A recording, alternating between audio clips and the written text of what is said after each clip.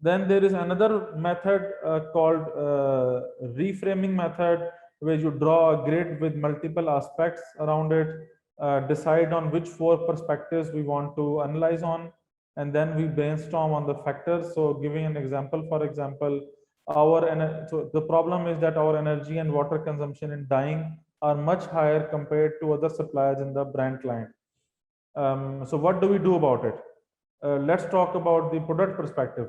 That from the product perspective, we look into low liquor ratio automated dyeing machines, or we look into changing dyeing processes. From the planning perspective, we have to review our technical capabilities. This is not only an example. Or we have to assess what budget do we have to see which of these two measures we can apply. And we also have to speak to customer regarding the product demand. If does the customer have enough demand of this product for dyeing, that we change our production process for this customer. And then people's perspective is that we need to involve production manager, we need to train our workers on the new technology if we do it, and we also need to involve our merchandiser to speak to customer about the product demand. Potential perspective could be that if we modernize our plant, we could use this as a marketing tool. We could use our low energy and water footprint as a marketing tool, and we could even qualify for setting science-based targets as well. So this is one way of doing it. This is a tool that is very rarely used. Usually, if you are doing a level 3 audit, where you also have to come up with strategic measures, only then I recommend using this tool. But generally, I would recommend that you use either mind map or the fishbone diagram, but only for strategic level of discussions, if you ever come to that point. So this should only be used if, for example, if you're doing a feasibility study for a big measure, then you can use also this kind of reframing matrix. And it's not necessary that you only use these four perspectives. You can add more perspectives, or you can change the perspectives, but just a way of putting things into one diagram so that you can analyze things together. Coming to the financial evaluation, once we have done the root cause analysis and other analysis for other qualitative analysis, we usually use these basic financial evaluations like payback method, payback period, or return on investment. Sometimes people use these two alternatively for payback. I've often seen people saying that our ROI is 12 months. Actually, ROI is in terms of return on investment, is in terms of percentage. So how much total gain are we getting over the lifetime in terms of percentages? Payback period is in terms of how many periods or how many months or years or number of days will we get our investment back. So if we are investing 1000 USD, and if we have an annual saving of 750 USD, our payback period would be 16 months, because how we divide the investment by the savings, we get a value in the annual, so how many years, and then we multiply by 12, and then we can get months of payback period. Return on investment, on the other hand, is that you see the difference between gain from investment and the original investment. So for example, the gain over the lifetime was 5000 USD. Our investment was 1000 USD. So we divide this, we get 4000. So we subtract them from each other, we get 4000. And then we divide this with the original investment. So our ROI was 400%. But the problem is that ROI only represents overall gain, and it disregards the length of investment, how many years of investment it was, and also the time value of money. Because with the time value comes in discount factors, inflationary factors, interest rates, and all these financial calculations come in handy. So for example, $100 today will not have the same buying power as the $100 5 years afterwards or 5 years later. Or today, $1000 cannot purchase same amount of goods as it was able to purchase 5 or 10 years ago. So this is called the time value of money. So with the time passage, the power of money reduces. So value of money reduces. For that time value, there are three parameters that I usually use. There are others as well that you can use, but these are simpler to use and also give us quite a good analysis. One is net present value. Net present value is the value of all the future cash flows, either they are positive or negative, over the entire life of an investment. And what we do is that we calculate their present value of the whole project. So, for example, we had this project, let's say alternate one, where we invest $2,000, and then every year from year 1, 2, 3, and 4, we get some savings or we get some return on this investment. What we have to do is that we use a discount factor or an interest rate, and we, using the formula of NPV, we convert all these values into present value. And how to do this is to use this formula in Excel. That first of all, you have to arrange your all the cash flow data into Excel. You can do it in column as well as can do it in a row. And then you need to estimate a rate or a discounting factor or an interest rate. You can ask the company as well, what discounting factor or interest rate do they use usually in their financial calculations, and then we can use the same interest rate. I'm using 10% only for as an example here. So once the data is arranged, then we go to a new cell, we click equal NPV, in the brackets we enter this rate. For example, here I would enter 10%, and after the comma I would select all the cells starting from this negative value in the 0 year, ending at the last year, that is 1100, and then I click enter and I get a value of net present value. So if we have two alternate solutions to a problem, then we can calculate net present value of all the alternatives we have, and whichever brings in bigger net present value means that this is more beneficial project. And then we come to internal rate of return, and this is also very common now when we are evaluating alternatives or even doing analysis of feasibility study of one project that we have at hand. Internal rate of return is a discount rate that makes the net present value of a project zero. That is that it is at no profit or no loss. So if any investment that we do at an IRR value would bring a zero financial benefit. So that would mean that this factor that we used in NPV to calculate the NPV value, we need to see at which factor NPV value becomes zero. So that becomes the IRR. And what we do is that any investment that is below IRR causes a financial loss. Any investment that is at the IRR brings zero financial benefit. So what companies do is that they decide on their internal rate of return value based on the factors that what is the discount rate offered by the bank. For example, what would we do alternatively with this money? If we do not invest in these projects that we have at hand, but we invest in a bank for a fixed term deposit, would a fixed term deposit give us more money, more return, or would this project give us more return? So keeping that in mind, they usually decide on a minimum IRR. So this is usually 12%, 13%, or 15% value that the factories have decided that any project that has an IRR of this 15%, for example, we will not invest in it. So when we are doing an IRR analysis, we must ask the factory, what is your lowest desirable IRR? And if our project brings in IRR, let's say that their IRR is 15%, minimum IRR that they have decided, and our project is at 14.5%, that means that this project is not feasible with them. For them, this will bring them a loss. So considering that both alternatives that we are evaluating have higher IRR than the company's internal IRR, then we go with the bigger IRR value. And this is also very simple to do. We just arrange the data in Excel and put this formula equal IRR in the brackets, we select the cells right from 0 year till year 4, and after comma, we just put a guess value. Even if you don't put a guess value, this formula still works in the Excel. But if you are doing it manually, then you need the guess value to calculate the actual IRR.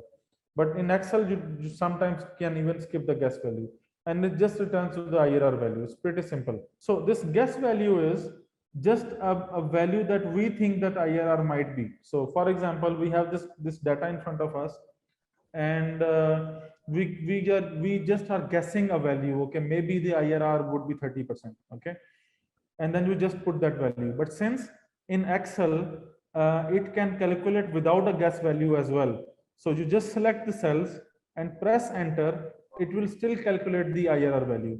So even if you put 30 here or 100 here or 120 here, it does not change the value. So that is one point in Excel when you're doing it. Even if you don't have a guess value, you can just ignore it. When we are calculating IRR manually, that is when the guess value becomes important. So we need a guess value, we do a calculation, then we have to draw a diagram of a cash flow diagram which shows the values, and then we see at which percentage NPV becomes 0. Okay, and that is for that we need two guess values. We need to calculate IRR twice, NPV twice, and then we can do an interpolation. So that is why guess value becomes important. But if you are doing in Excel, just ignore the guess value. The guess value is a guess of IRR that we have. So this is IRR. So you always select you always choose the option which has higher IRR as the chosen alternative. Along with that, there is sometimes a problem when we are talking about two alternatives, both don't have same lifetime. So when we, for example, alternative 1 has 4 years lifespan, alternative 2 has an estimated lifespan of 6 years. So these are mutually exclusive projects, because they have unequal lives. They don't have equal lifetime. The problem is that when we are doing IRR, when we're comparing them with each other, the alternate 2 is providing us savings or returns in year number 5 and year number 6 as well. For alternative 1 to be able to get returns in year 5 and 6, we have to reinvest in year number 4 as well, or we reinvest in year number 5 and then we get some savings in year number 6. So it is very difficult to estimate how much would be the investment after 5 years, because a new technology would come in, or the prices might change, any geopolitical issues might change, so we might not be able to invest properly, for example, here. So that is why sometimes calculating IRR for this kind of projects becomes difficult. So you can see in this example, for example, IRR for alternate 1 is 34%. IRR for alternate 2 is 24%. If we only look at IRR, we might end up selecting this project. But then after 4 years, we'll find out that we are not able to get returns of this in year number 5 and year number 6. But if you have a look at NPV, for example, NPV alternate 2 has a bigger NPV. So now we are in a fix what to decide. We earlier said that if we have a higher NPV, we select this alternative. Then we said we have a higher IRR and we select the project number 1. So there is a conflict. To solve this conflict, there is another method called equivalent annual annuity. What this method does, this method takes all these cash flows using the discount factor, the interest factor or discount factor, converts all these into an annuity or an equal annual cash flow. So for this one, for example, when we convert this all into an annuity or equal annual cash flow, it says that from year 1 till year 4, it will give us an average return of $346. And in the new cash flow, when we create a new cash flow for this, we will not have any cash flow in year 0, not even this negative, because this negative and all these positives have been averaged out into this new value of 346. So we will have a cash flow of year 1 346, 346, 346, and 346. For alternate 2, when we calculate the equivalent annual annuity, our cash flow is $379 average, right from year 1 till year 6. So we can see that this is providing us bigger annual cash flows compared to the alternative 1. So in this case, we would go with the alternative 2 because it is giving us bigger annual cash flows or equivalent annual annuity, EAA. How do we calculate this? Again, arrange the data into same cells, calculate the net present value, and then manually apply this formula because this EAA is not automatically calculated in Excel. I will give you an example. Let's say the discount factor is 10%. So we either write here 10% or we write 0.1, and we multiply this with the NPV value. And then this whole factor is divided by this whole factor here. So this whole factor is divided by this whole factor. What is this factor? We say 1 minus, then we in another bracket add 1 into the discount factor. So this becomes 1.1. And this 1.1 actually has a power of minus n. What is n? N is the number of periods. So for alternative 1, we have number of periods 4. Okay, so this comes here as minus 4. If we were doing this analysis for alternative 2, we would have this value of minus 6 here instead of minus 4. So the value, the power of 1.1 is minus 4. We calculate this power and then we subtract this from 1. Then this whole factor is in the denominator and 0.1 into NPV is in the numerator. For example, recently for this study, that renewable energy study for Bangladesh and Pakistan, for GIZ, we did this analysis for against solar water heating system and solar PV system.